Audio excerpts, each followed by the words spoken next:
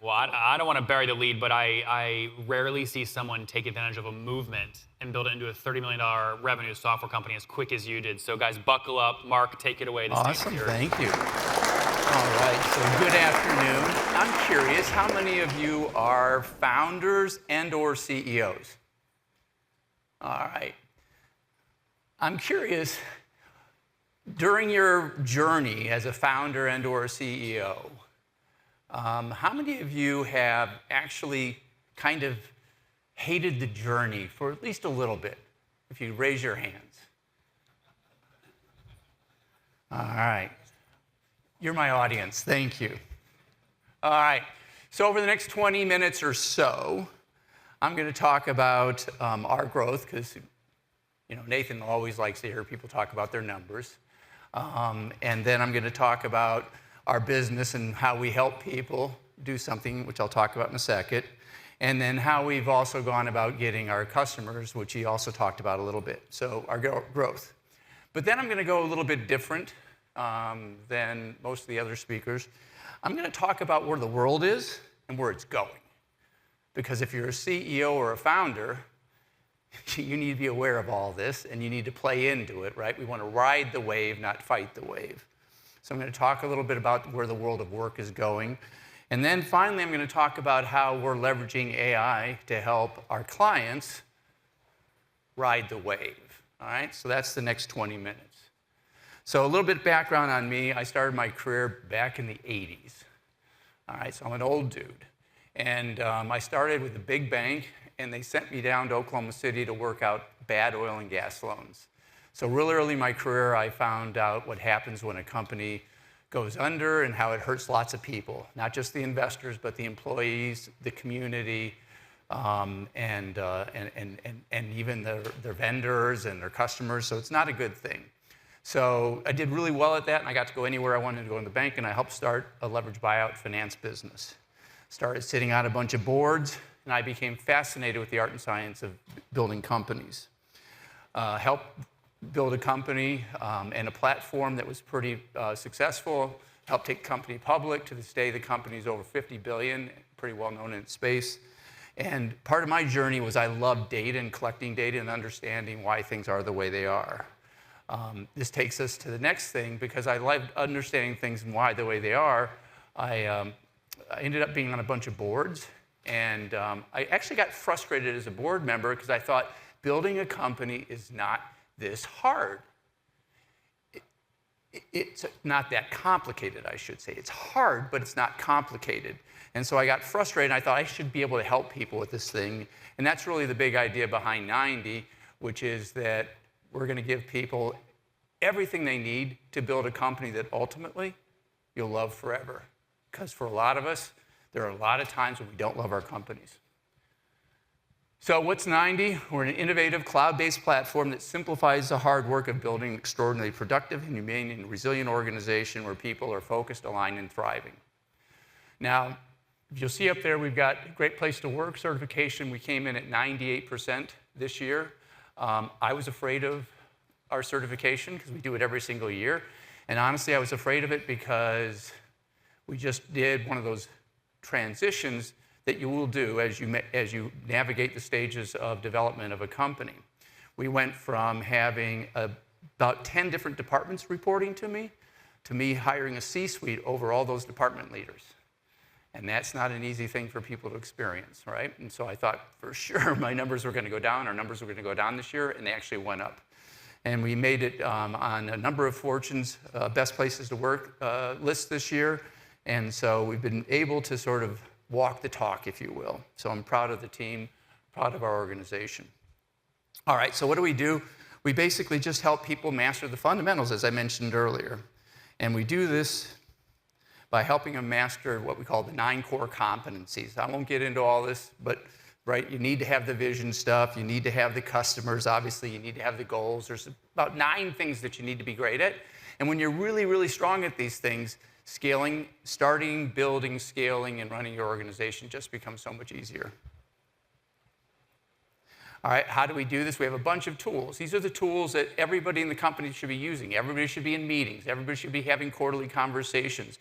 Everybody should have KPIs. Every team should have scorecards, right? Everybody should be hopefully helping the company move 90 days forward, right? All hitting about 90% of what they want to do. So those are the goals. And we help people communicate, share ideas, and come together. We give assessments. And so really everything that everyone in the company is using, we want them to all be using the same tools so they're all on the same page. So that's what our platform does. What we do is we help people think about whether or not they really want to become masters of being great company builders. So first thing is in our process is just assess whether you want to build a great company. You know, I'm not a magician. If you don't want it, I can't help you get it. But if you really do want to try to build a great company, we can help you figure that thing out. Once you decide you really want to build a great company, the next thing you need to do is get everybody in your senior leadership team to agree and then to commit to the journey. And then the first thing is to focus. Make sure you guys are all on the same page in terms of what you're trying to build. And then the next thing is to make sure everybody else in the company is aligned around where you want to take the company. And then ultimately, what you want to get it to is where everybody in the company genuinely loves being there. One of the speakers talked about it earlier.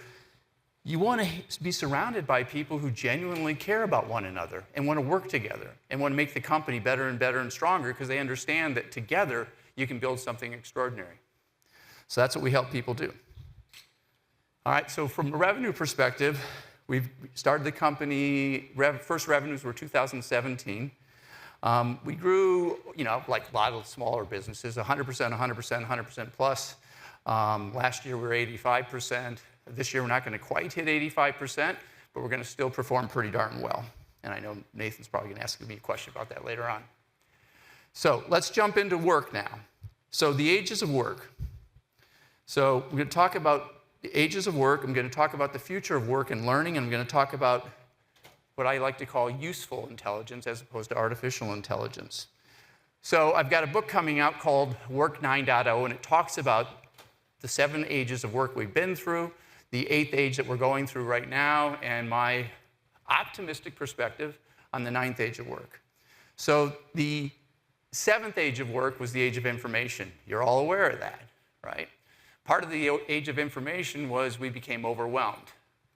We didn't know what information to believe in, what not to believe in. We were talking a bit earlier, someone was talking about a bit earlier about the Gen Z wanting to understand things.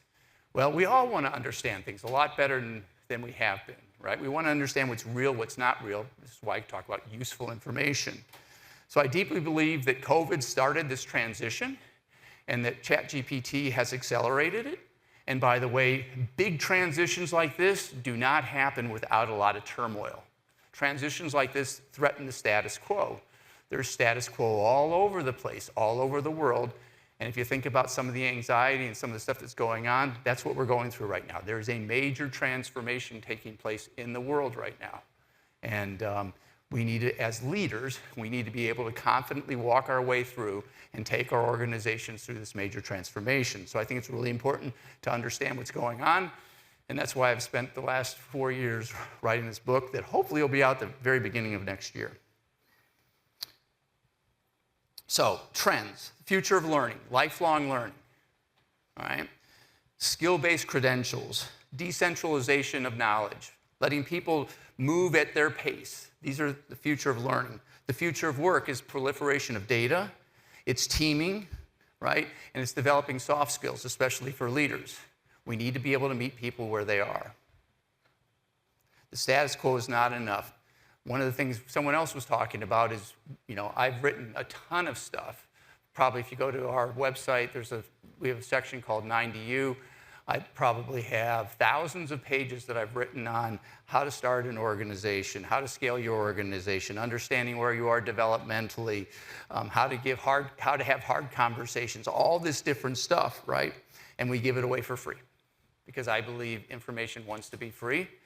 We try to protect it sometimes, but the reality is it desperately wants to be free. And so every team member should have information that we can give them and make it digestible. And all this results in a workplace where people feel like they matter and they're being appreciated and they're trusting and we're trusting them with their information. All right, I mentioned earlier, I believe what it's all about is useful information, not artificial intelligence, useful intelligence. All right, so how are we helping companies navigate this new era that we're going into with AI as an example? Well, let's just say you come to 90 and you are in a certain industry, at a certain stage of development, and and have a certain number of people. Well, within plus or minus a year from now, you can give us that information, and we will immediately give you what a likely organizational chart will look like for you. Not only that, we'll give you the KPIs, not just for your company, but for every single seat. Right? So this is an example of us leveraging artificial intelligence to help you navigate your stages of development. First stage is just figuring out survival. Second stage is getting things up and running and moving, right? You've proven product market fit. Third stage is starting to scale the organization. Fourth stage is you're succeeding. This is predictable, it's consistent. And then the fifth stage is you've gotten the business to the place where you actually don't need to be there anymore. That's scary for some people, but the reality is we need to get our companies to the stewardship stage. This is a place where we could gladly hand it to the next generation of leaders, or we could sell it to someone who we would genuinely be happy selling it to. Ultimately, we want to have that, something that we deeply feel good about, because wouldn't it be great to love your companies forever, even after you've sold them? All right, so now talking about the humans in the company, right? How are we going to use AI there? We're building out a mentor bot. I've been working on him for a year and a half now. Its name's Maz. I struggle sometimes with the gender thing, but its name's Maz. And ultimately, it's going to meet every one of our employees where they are. It's going to help them understand themselves. It's going to help them understand others. It's going to help them interact with their teammates. It's going to help them collaborate and make decisions, taking into consideration the unique characteristics of the individuals. So as an example, if I'm a high fact finder and someone's a low fact finder, it'll help us meet in the middle in terms of sharing information. Helping introverts understand extroverts. Extroverts like to think and process out loud. Introverts want to have time and wait and be able to think about something. Introverts want to be able to go home at night and think about it and then come back. So really helping people to better understand one another so that ultimately we can reduce the level of friction associated with doing work and just loving working together. All right? So that's the big idea around some of the ways we're incorporating AI into our platform, is to help people understand where they are, what's important, what to focus on, using assessments to help everybody in the organization understand what's not working, so they can prioritize properly, and so they can also decide on what they're not going to worry about. Maybe it's for another quarter, maybe it's for another year, et cetera. But I'm super excited about the things that I see us being able to do for our clients, and I'm extraordinarily optimistic about how AI is going to help all of us build companies that will ultimately love forever. And that's all of my prepared remarks. Any questions? Here, hit my mic. Yeah, Mark, I'll fire a question at you. It won't be about revenue. How did you identify? Because you built this around traction. A lot of people have problems identifying movements to build around it. We saw it with Chili Piper. They tried to build a movement around meeting automation. It didn't work. You successfully built a movement, real revenue growth around a movement. How did you align that? Is Gino in on this? Does he have equity in the business? Yeah, no equity in the business. So it goes back all the way to 2000. The idea for 90 actually started before I ever heard about traction. So it goes back to 2005. And I was going to write my own book called Connecting the Dots and then create the software. And then I actually invested in a company that started to run on 90. I personally invested in it. And so I read the traction book and I was like, that's a better book than I was going to write, because he's really good at simplifying things. And the second thing is, I wasn't planning on starting a coaching community, and Gino was building this coaching community. Today, as you may or may not know, there are over 800 EOS, actually 828 as of last week, EOS coaches around the world. That wasn't the thing I was thinking about doing. So when I heard about traction, I read the book, then I met Gino, and I said, hey, right, I was going to do something similar. I wasn't going to do the coaching community thing. I really wanted to do the software thing.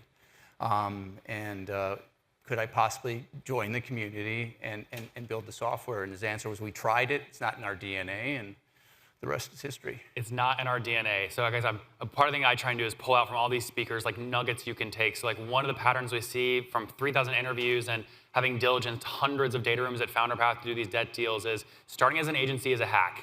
It's totally a hack. The most successful software companies we see that are most underwritable, bankable, they usually launch an agency. Another way is they get on a movement. So if you can go find a coaching program with hundreds of coaches, but no engineering DNA, that is a prime target for you to go build software for that community. It already exists. Then go build an economic relationship with the leader of that consulting firm or coaching company, and then boom, you have a software company that's growing very quickly. So you've done this very well. Yeah, and then the other thing is we now have a strategic partnership with Vistage. There's a group called Exit Planning Institute that has over 5,000 coaches that we have a What kickback do you pay them? Beg your pardon? What kickback do you pay them? We're just sponsors for Vistage, so we don't kick them anything. No revenue share? No revenue share. Okay. And with regard to EPI, we do have a revenue share. Okay, can you share that or no? You're smiling. So I'm smiling. No. It's between 10 and 20%. I'm not exactly. Okay. I don't have. What's the average customer pay for 90 per year? The average customer pay for 90 per year? About $2,500. Okay, $2,500. So let's just make the math easy. If EIR brings you a company that pays you $2,000 per year, you'll kick them back something on the order of $200 to $400 per year, as long as the customer stays active. Yeah, and I should have mentioned earlier, we have 13,300 companies now running on 90, and several 100,000 people in those companies. Well, we're excited about the movement you're building. Thanks for showing the revenue graph, your future of AI. Congratulations on getting the book done, and good luck on the launch. Guys, give it up for Mark Abbott from 90. Thank you. Mark, thank you. That was great. Thank you.